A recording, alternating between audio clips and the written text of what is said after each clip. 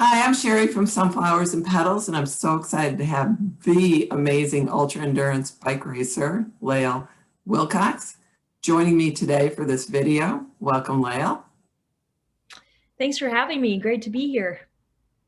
For those that aren't familiar with ultra endurance bike racing, can you describe what it is and then maybe highlight a few of your top finishes like the 2019 Petals Silk Road Mountain Race, where you were the first woman to finish and take second place? Yeah, so ultra distance bike pack racing is long distance racing, usually at least like 300 miles. And you have to be self-supported. So you carry everything you need. You find food and water along the way. It's a mass start. So everybody begins together and then a continuous clock, and whoever gets to the finish first wins. But along the way, you do have to eat and sleep and take care of your bike and do everything else. So that's the kind of racing I do. Yeah, so in 2019, I raced the Silk Road Mountain Race in Kyrgyzstan, which was just over 1,000 miles with tons of climbing, all on dirt roads in Kyrgyzstan. So nomadic people with yurts and just on horseback, really nobody else out there. And it was fantastic. Before that, I've also actually won the Trans Am bike race in 2016 overall. And that goes from Oregon to Virginia, 4,200 miles. It took me Wow. 18 days and 10 minutes. And then, I mean, this has brought me all over the world, but both for travel and touring, and then also sometimes racing as well. So great way to see the world, and then also see, my limits on the bike, and just try to win the race. Very impressive. So yesterday was the release of the film The Long Way Around. The summer forest fires kind of threw a wrench into your plans and required rerouting. Some of the images from the film were pretty surreal with the fires Yeah. and the aftermath. What impacted you the most over the 177 miles, 22,000 feet of climb through the Sierras, and let's not forget the 30-mile hike-a-bike? Yeah, I mean, the thing that I guess I was most impressed with at the end of this ride and project is how much determination everybody had to try to make it happen no matter what. 2020 was such a tough year for any plans, any kind of community feeling, taking on any challenges, that we had to replan and reschedule this trip many times. And then I think we were all just so happy we could finally make it happen, get together, feel safe, and then travel through such a beautiful landscape. It was my first time in the Sierra Nevada, and it's exceptional. So beautiful. The mountains are so rugged, and the sequoia are incredible just to see these huge trees. It was pretty surreal to see the fires. And even we flew into San Francisco, and then driving up to the foothills, it was just smoke in the sky. And the land was so parched. It's just wild to see that for yourself. Pretty sad, but then also to see the beauty of the mountains, and to be out there and there really wasn't anybody else out there. That was pretty incredible too. I mean, the thing is, it's like, yes, this is a tragedy that this is happening to the land, but it's still worth seeing it for yourself, no matter what condition it's in, if it's possible and it's safe. So I'm really happy that we got to do that, and there still was so much beauty out there. Great, thank you. Obviously, sleep is limited in an endurance race. How do you train your body to perform on very little sleep? Oof. I'm tired just watching these films. That's the worst part of the whole thing, the lack of sleep. So, for a race that takes me 2 weeks, I'll usually sleep 4 hours a night. And then I'm trying to ride as much of the rest of the time as possible. Like, for instance, for the Trans Am, my average was 237 miles a day, and I'd sleep 5 hours a night. So then the rest of the time, it's all about efficiency. I'd never stop for meals. I'd eat all my food on the bike. If I got off, I'd be like, okay, I have 5 things to do. I'm going to pee. I'm going to put a layer on. I'm going to move my snacks around just to get back on my bike, because that's the only way you can cover the distance. But sleep is the hardest thing to sacrifice. I mean, to try to stay mentally alert day after day and do that. And you're just craving sleep so much. But I mean, I think really the thing is just seeing if you can possibly do that. So the first step is riding through one night and seeing, like, how does my body react? And then I think over time, your body actually gets more and more used to it, which is kind of scary, but I guess that's just the way it works. I've heard like people that do these long distance bike rides or stay up overnight and do, like a 2 day, they hallucinate. Have you had any interesting hallucinations? I've heard white rabbits are a common theme. Oh, wow. The longest I've stayed up was 2 nights in a row. I closed my eyes on the second night for 7 minutes meditating because I was like, your vision just starts kind of crossing. I wouldn't really see like things that weren't there, but I would see more like motion, like the rocks were kind of shaking, or I would think a rock was a person or a tree was a person, and you just start seeing and you're like looking and you're like, oh no, that's not an old lady stooped over. It's just a tree. But then it's like, I think that was kind of the worst of it for me. But really it's like when I can't focus my eyes, that's when I start feeling worried. So I'm like, well, that's getting to a point that's not safe at all. So then what do I do to fix it? And in that case, it was meditating for 7 minutes. And then I was just like, dear God, I hope this works. And it did. Otherwise I would just sleep. At some point you're like, okay, I just need to sleep a little bit. But yeah. I assume meditating off the bike. Yeah, I was laid down on the ground with my helmet still on and just closed my eyes and set an alarm. And then I was like, okay, if this doesn't work, then I'll sleep for half an hour or see, how that's going to go and then try again. But yeah, it worked. But I don't know. Sometimes the races that are a little bit shorter are worse because you can't sleep at all. Like that push was 51 hours with no sleep. If the race takes a week, then you're like, well, I'll definitely sleep at least a little bit, which is nice. Wow. So next question, what are some of your key nutrition go-to items in a race? Oh, yeah, I mean, that's a tricky part with self-supported racing because you can't carry more than, a day or two worth of food. So you have to find places to resupply along the way. So depending on what country I'm racing in, they just have different things available. So Kyrgyzstan, it was like fried bread. Mexico, I've done a time trial down there where I just had little burritos or quesadillas. At American gas stations sometimes is even trickier because there's no like real food. So then I'm like eating, candy bars or chips, or I drink a lot of milk. Ice cream is really good, but you can't pack it for later. So that's tough.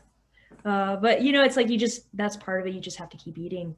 I think I eat something like 10,000 calories a day, or I try to, which is gross.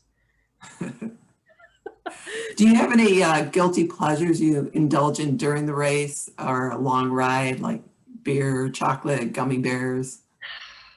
I try not to have too many sweets because it wrecks your mouth. And it's like not appetizing after a while. Like every sports nutrition bar kind of thing is sweet. So then after a while you're like, oh, I don't want anything sweet. I just want like savory food. I'll get like a pizza. If they have it, I'm like, oh, that's great because it's good cold. I'll eat it like a day later and I'm not like, oh, because like a day later I'm eating like an old hamburger and I'm like, oh, so gross. But I mean, like really, it's like you just have to convince yourself to keep eating whatever. I mean, it should be fun, but it kind of isn't. It's just like, oh, one bite at a time. Wow. What do you do to keep yourself entertained, motivated, and alert during a long hours on the bike? I know you mentioned meditation off the bike, but while you're on the bike, do you play head games and things like that? I mean, I used to think, oh, I just need to stay focused, so I didn't listen to anything, or I didn't even have a smartphone when I started racing. So there was like literally no outlet. But now I'm like, now I listen to a lot of books, especially if I have to ride through the night. Like that 51-hour ride on the Arizona Trail, I listened to like several Harry Potters. And it was so good because even when you're tired, you're like, you want to know what happens, so that helps. Or music, if I'm feeling like in pain, then I'll listen to pop music and I'll feel better. Yeah, that, just changing it up like that, like having something else go on than just my own thoughts is nice. Because you could get a lot of chatter in your head on a long ride. I mean, I feel like I used to, and now I'm like, I've already had all those thoughts. Because it doesn't get that different, it's like thousands of miles, you're like, okay, I've been kind of through that. But it is kind of cool, like being out there and the memories that'll come up, you know, stuff from your childhood, or you'll just like something that you didn't even realize was there will just kind of pop up, you know, if you see something different. I like that part too. I guess I don't mind all the alone time. Okay. Packing light is very key to any race or ride. For a multi-day event, what are some key items that you must have, and do you allow yourself a luxury item? I almost always, unless it's really hot, I'll bring like a down jacket or an insulated jacket, or a vest. And I feel like that's huge because it's hard to regulate my body temperature when I get so exhausted. Like I feel like you just, when you're tired, your body just runs low and you get cold easily. And the colder you get, the less energy you have. So having that, having full rain gear, I started bringing down pants too. I've And then never it's even heard of down pants. and it's like riding in a sleeping bag. And then, Wow. you know, and then I'll sleep in them, and then I don't have to warm up on my bike. I never have that moment of like, oh, I'm freezing. I'm just like, oh, I'm still toasty, and I warm up and then I take them off at like an hour later or whatever. That's been really nice. Uh, Otherwise, you know, it's even little things like brushing your teeth just makes you feel better. So, but then I'm like doing that on the bike. um, I mean, beyond that, you know, just having like good warm clothing, usually bringing a sleeping bag. I haven't on several races and I always regret it because it's so hard to, after like 2 hours, you just lose all your body heat and then I'm like shaking on the ground. Um, yeah, beyond that, nothing You have a really. luxury item that you bring with? I mean, I think the down pants are kind of that. Yeah. I don't think so. You know, maybe maybe an extra pair of socks. Yeah, I really like packing light though. It's like I feel like I'm like celebrating if I get rid of something. I'm like, woohoo! I don't need this. I'm gonna have less stuff, and um, I don't know. Luxury item is like I really try to have good lighting. That makes a huge difference, especially in the night of how alert you can stay if you have just better lighting. So optimizing towards that. Uh, Usually having like a more comfortable setup. Like I'll put aero bars on any bike just so I can move my body around and like kind of rest on my forearms. Mhm. These bikes end up looking pretty funny, the little stuff on them. So you've ridden in some incredible races and completed some crazy long rides most cyclists wouldn't even attempt. You always seem so confident. So what really gets you out of your comfort zone? Does anything get you out of your comfort zone? I I mean I'm actually terrible at navigation. Really, really bad. GPS totally changed my life. Before that I was just scared of being lost all the time. I just have a terrible sense of direction. So that's been a huge thing for me with this kind of self-supported solo racing is that I just have to do it all myself. Or I'm also a really bad bike mechanic. I mean, I can keep myself rolling, but that's definitely like a weakness. So then if something goes wrong, I'm like, oh no, what am I going to do to fix this? And then you just have to deal with whatever comes up. So um, yeah, both those things are tough. I'm trying to think if there's, I'm not a very good mountain biker, but I still just do it anyway. Cause I'm like, and before like I did this road race across the country, I hadn't ridden much road. My comfort zone is definitely like gravel, dirt road riding, but then it's more interesting just to try them all. So, you know, even if I know I'm not the best equipped for the specific race, I'll just do it anyway, just to see what happens. And that way I'd never get bored with the sport. There's always something different to look forward to. Interesting. Cool. So what is your weekly training regime on the bike? Do you mix up strength, yoga, or any other discipline? I mean, I really love climbing. So I'm in Tucson now, and my go-to ride is just to ride up Mount Lemon, and I think I'd be happy doing that every day of the week. But I also run, love running, and it's a lot more efficient, takes less time. And then yeah, I do some core strength and some stretching just to keep myself going, but no real specific training routine except that I just every day I wake up and I'm like, oh, I just want to go outside, you know, and see how I can do that. So And then for like these long races, I usually try to either tour the full route before the race or ride to the start of the race.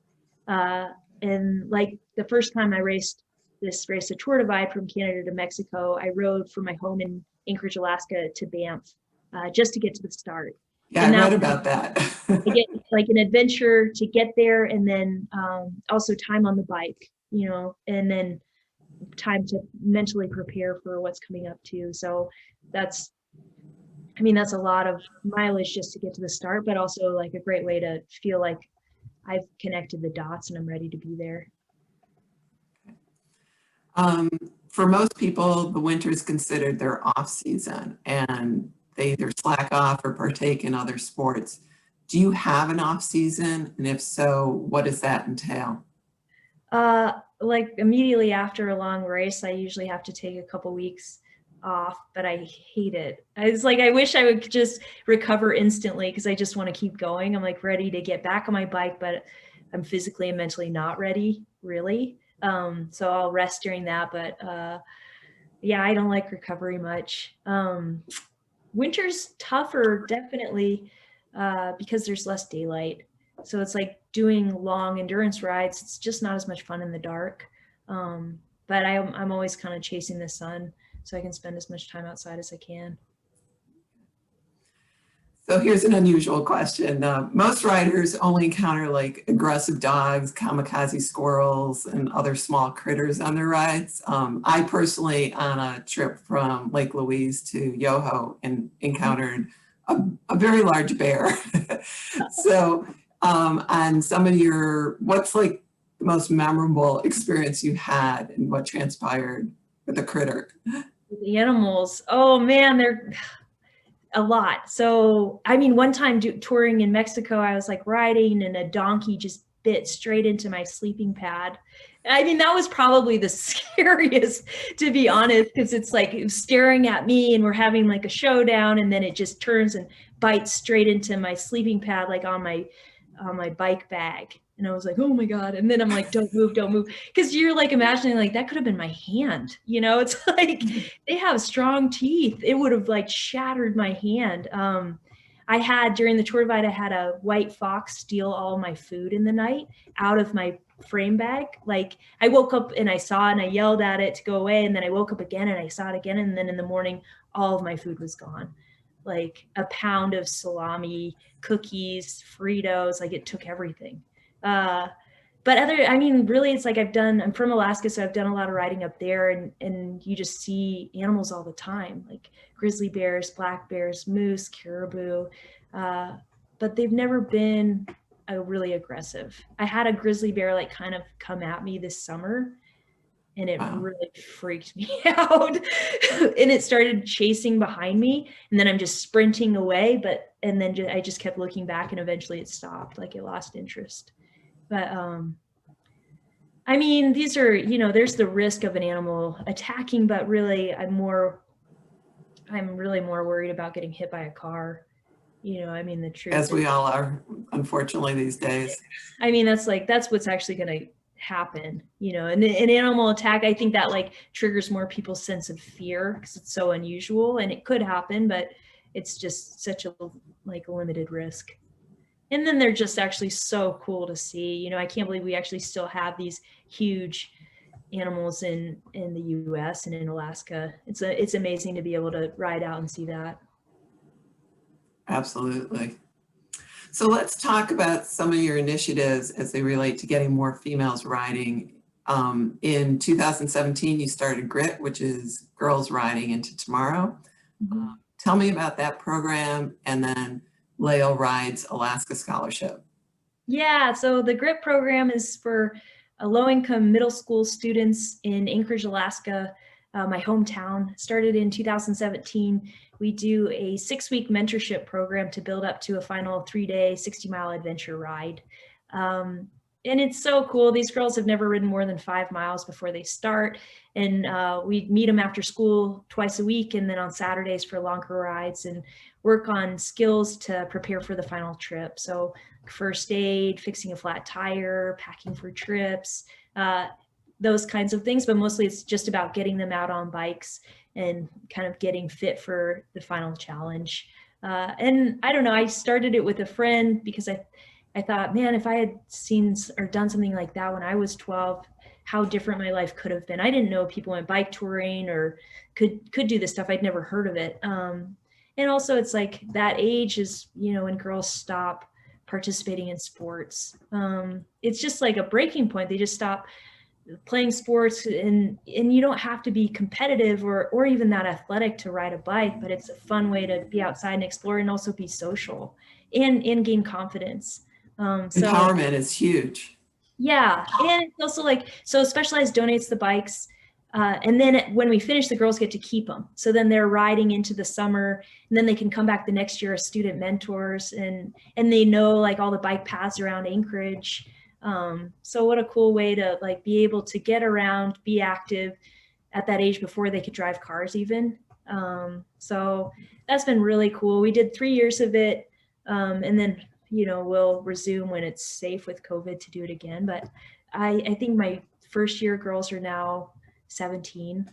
And it's just been amazing to see them grow up. They're so different. You know, they come in, they're so little and scared, and now they're basically adults. But that, you know, it's like, I'm not planning on them being like professional cyclists or even maybe riding for their whole lives, but the idea of taking on a big challenge and then accomplishing it, it's like, those are things you'll never forget. And I feel like that was an age when I wanted to do hard stuff.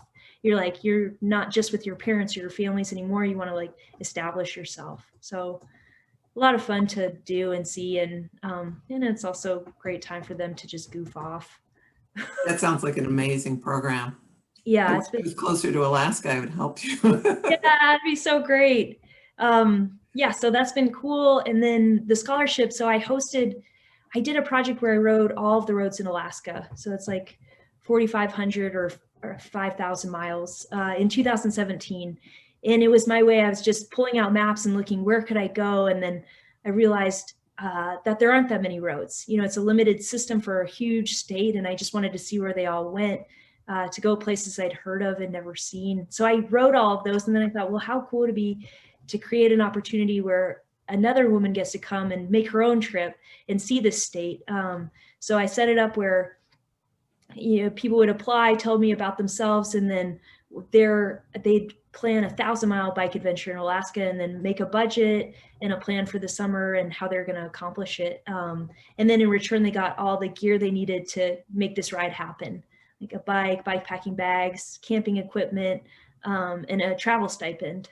And so I did that in 2018. I had 180 applicants from around the world, ranging in age from 14 to 76 years old. And they were so cool. It was just like different life stories and different motivations and different dreams. And then I was like, oh my God, how am I going to pick somebody? This is so hard. But I did. In the end, I ended up giving it to 3 different women. And then, but the cool thing was that like so many women that had made the plan just came and did their own ride anyway. And they were like, there were dozens of them riding in Alaska on bike adventures, running into each other on the roads, exchanging stories. And it was like this amazing feeling of community for people just pursuing their own adventures. I went back this past year to make a video about the project. And then I thought, well, let's do the scholarship again and see, you know, what comes of it. And I don't know, it feels like a good time to create opportunities where people have something to look forward to, something to dream about. You know, it's the dead of winter and nobody can go anywhere. So at least they can like look at maps and pictures and think, maybe sometime I can do this.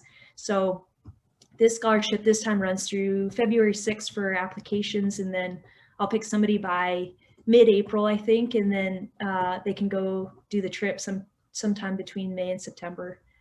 So I'm excited to see who comes out for it, you know, because it's wild to imagine that so many people actually even want to do that big of a ride. That's scary. Yeah. You know, talking about animals, sleeping outside, all these different things that could happen. But then it's like this exciting challenge to take on and to plan for and to dream about. So I love seeing that. I love seeing the reactions, and then it just happens, you know, and somebody else is out there, or they're on their own trip and they didn't win, but they're just doing it anyway. And I'm like, sometimes it just takes that little spark of opportunity to make people realize, oh, this is something that I could actually do. How many applicants have you had already? Oh, I checked a couple days ago. I think I have like 10 or so right now, but I just released it a week ago, you know, Ah, so okay. they mostly come flooding in the last day. Procrastinators. Everybody is. So if someone wants to follow you on social media or find out more about the scholarship program, where can they find you? Yeah, so social media is just my name, Lael Wilcox on Instagram. And then the scholarship application is up on my website, which is laelwilcox.com. Okay. It's pretty simple, bad website, but a good place to put stuff. It So, functions. yeah. Well, I really want to thank you for taking some time to chat with me today. This has been great information, a lot of fun. To my viewers, thank you for watching another Sunflowers and Petals video. If you enjoy the video, please hit the like button and make sure to subscribe. Enjoy the ride.